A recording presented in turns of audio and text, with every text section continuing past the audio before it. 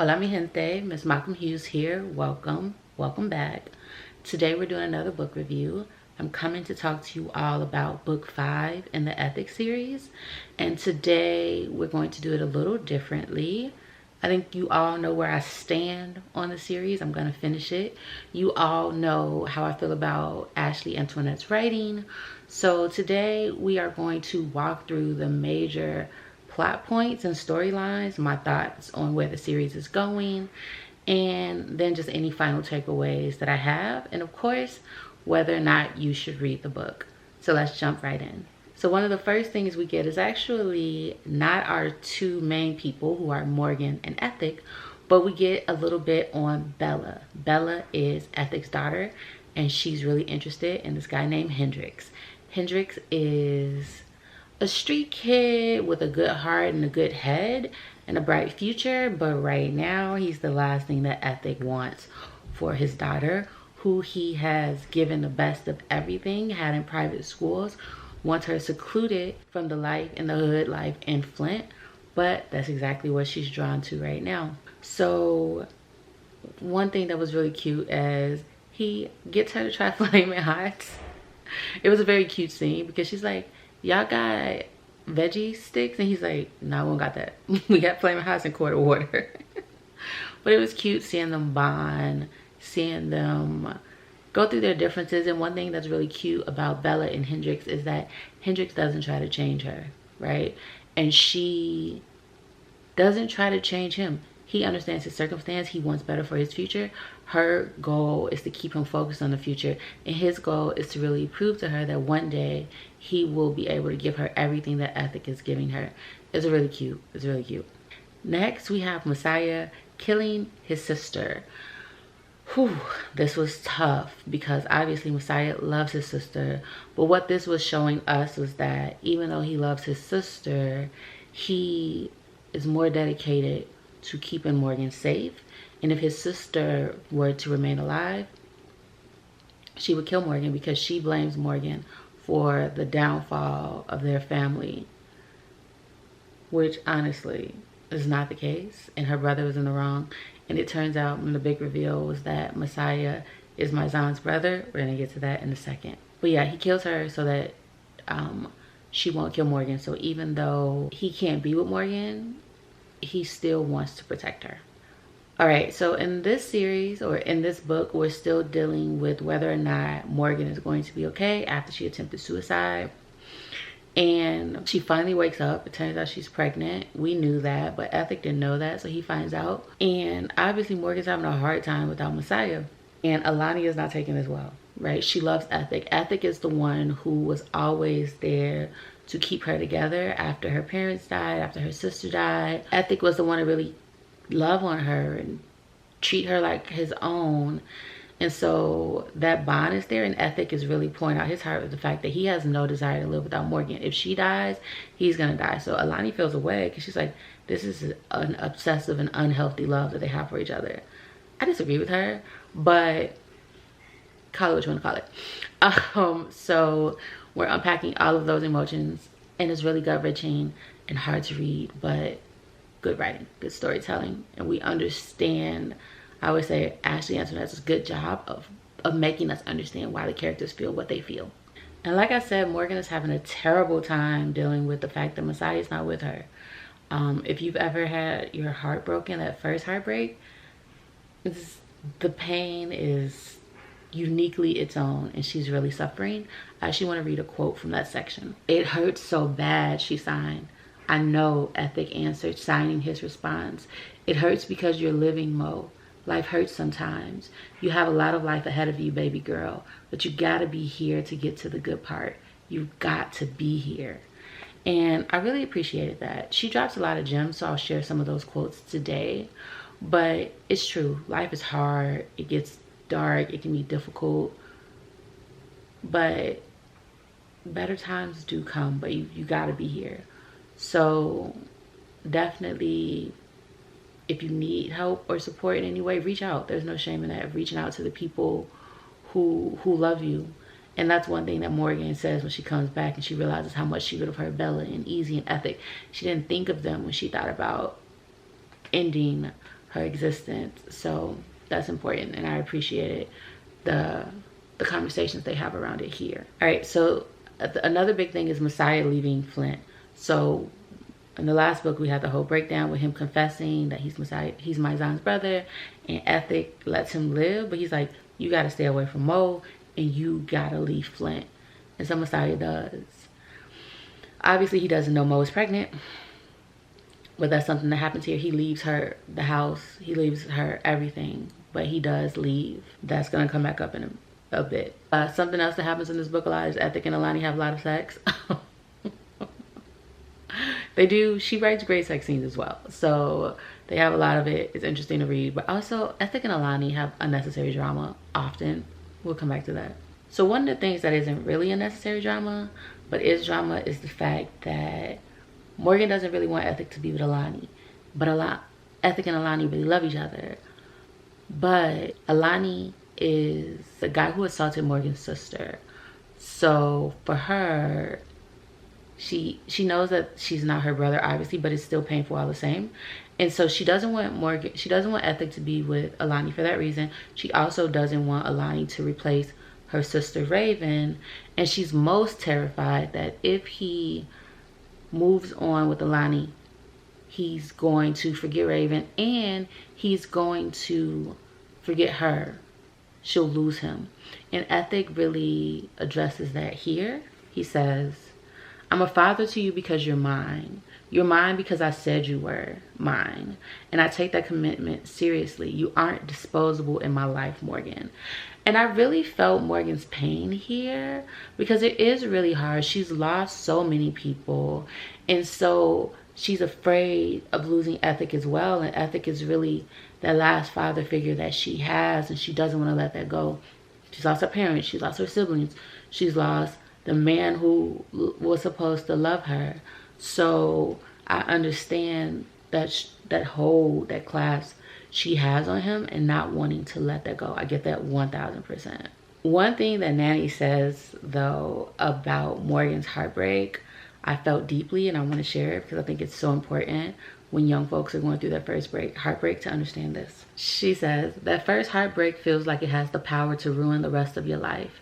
When she realizes another man can come along and make her feel the same, she'll be fine. You only mourn the loss of a good man. Losing a nigga that ain't shit is a win. She's young, she'll learn. Powerful, profound facts. Definitely wanted to share that. So I said Ashley Antoinette often drops gems that I really appreciate. Another thing here is we get more of Nair. I love Nair, again, ex-football player who came back to his old neighborhood, has been investing, is a preacher, really trying to do good there. And it's beautiful to see him and Ethic start bonding. Ethic doesn't really have friends. That's not really something that comes along with life, right? He has people who work for him. The closest thing he has is or had was Messiah. So he's really hurting and still reeling and bleeding out from his heart about that.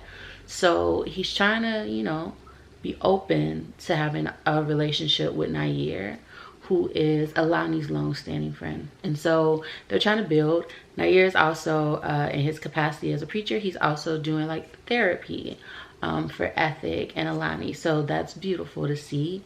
And there's a scene here where him and Ethic are actually at Nanny's house. Nanny still lives in Flint.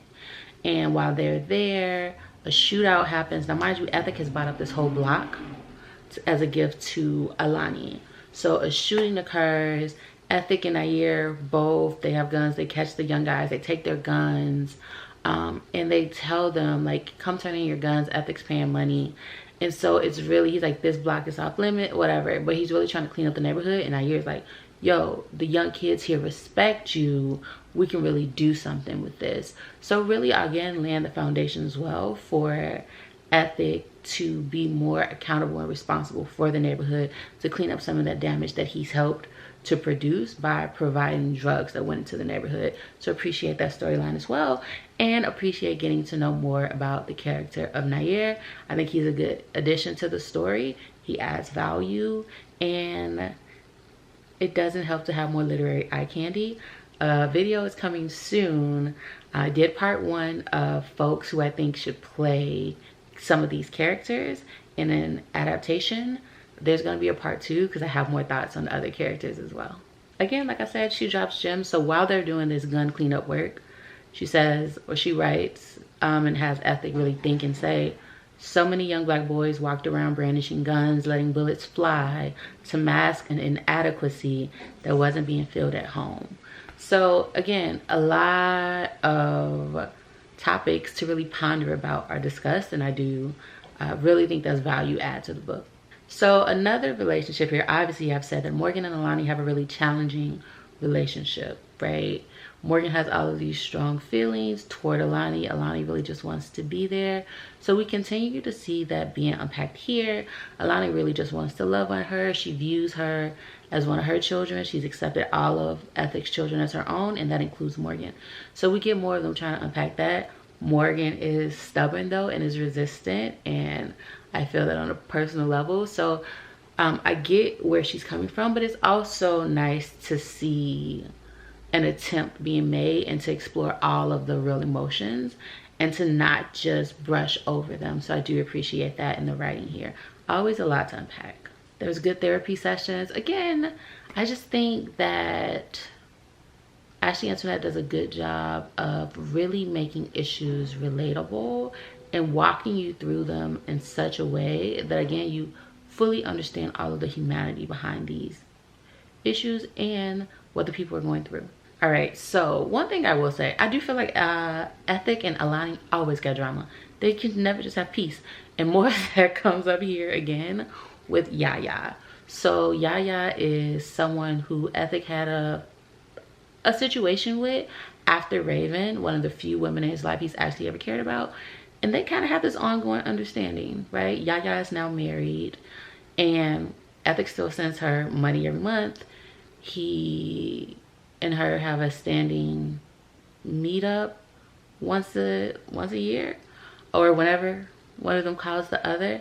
And so that all comes to a head in this book as well. It is good drama. Yaya has a son and it's probably Ethic. She keeps saying it's not. So all of this comes to a head and it is good drama. And Alani's a little jealous of Yaya because Ethic has dated a lot of baddies and she don't necessarily feel like she's a baddie. But Ethic is super attracted to her, so she often feels like insecure, like, why does he want me? I'm not even his type, blah, blah, blah. So a lot of that drama here too. Again, Alani and Ethic drama. They can never have peace. All right, so this blew me with this book. Listen, Ashley Antoinette is never just gonna let it be peaceful in general for too long. It's always something. Messiah has cancer. He's dying, which is why there's been a lot of drama with, he would always tell Morgan, like, I'm not gonna be here, we're not gonna be together one day, something's gonna happen to make you leave, blah, blah, blah. So we learned this secret. It's gut-wrenching and heartbreaking, and we deal with all of this. So he goes through chemo. There's a doctor who says she can give him the surgery, very small chance of saving his life. He doesn't want to do it. He's gonna go out on his own terms. So he's up here dying. Very heartbreaking, because y'all know I love Messiah. You know, he's pissing me off the way he's handling Morgan. And Morgan told him, because he told her, he's like, I don't know how to do love. If I'm ever loving you wrong, let me know. And she told him, you loving me wrong. But at that point, it was too late. So they're not together because he feels that she doesn't even know he has cancer. The only person who knows is his best friend, Blue. And so he feels that he doesn't want her to see him like this. It's horrible, right? So they're keeping the wrong secrets. She's off somewhere pregnant with his baby. He's over here dying of cancer, and neither one of them know. And like this change, both of their secrets changes everything, right? If he knows, he's probably gonna want to fight and live. If she knows, obviously she would want to be with him. But no, they're keeping the wrong secrets. So this is where it gets tricky, because he's dying. So one day Blue is like, hey, you're dying, let's go have a day. Blue pissed me off in this book a lot. It's like, let's go have a day of your freedom and liberation. They go to an amusement park. Oh, you know, it's fun. He had never been.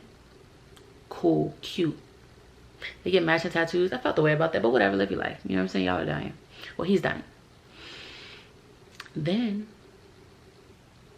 I feel where, okay, so this is where it gets complex, right? So they're on the beach, going to the water, and they end up having sex. Now, the way that this, it's depending on what side you want to view it from, right? On one hand, Messiah is dying. He's scared, he's feeling a lot, because Blue's trying to stop it. And so, but Messiah's like, he's dying. And this is something your best friend asks of you, and they're dying. That's hard to say no to, right? But on the other hand, it's like, dang, she knows that he wants to be with Morgan. And like, why would you let that happen? I'm not here to say who was right or who was wrong, right? It's just a situation that happened. And I'm just like, why she end up pregnant? Why'd she end up pregnant? And that was pissing me off because Morgan's pregnant and Messiah don't know. And I'm like, why Blue gets pregnant from this? It was just a lot to unpack and it pissed me off. But I get it, right? I get it from all sides. So that happens. Now more drama. And Hendrix and Bella are off, you know, trying to cultivate a romance together. And Hendrix is opening up to her, and we get an insight into his world, that he's homeless and he's out here trapping to really try to build a life for himself in the future. And he's promising her all of these things for the future of what he's going to have.